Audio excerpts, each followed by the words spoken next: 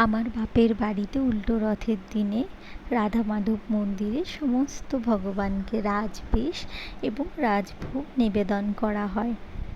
প্রত্যেকে আজ রাজবেশে সজ্জিত। কি সুন্দর লাগছে, যেন চোখই ফেরানো যাচ্ছে না।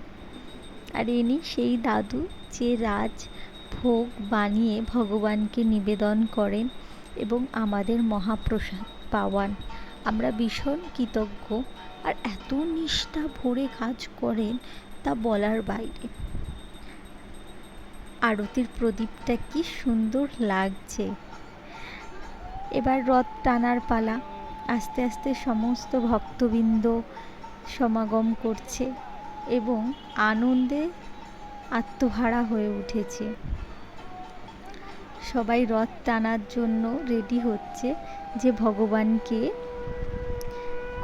ভগবানের রথের দড়িতে কখন টান দেবে।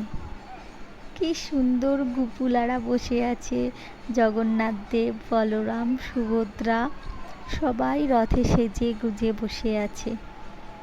আমরা হাত তুলে আনন্দ করতে করতে তাদের মাসির বাড়ি থেকে বাড়ি নিয়ে যাচ্ছি। এ যেন এক আলাদাই আনন্দ, আলাদাই অনুভূতি। আর এত ভক্তবৃন্দ এসেছিল রথ টানার জন্য।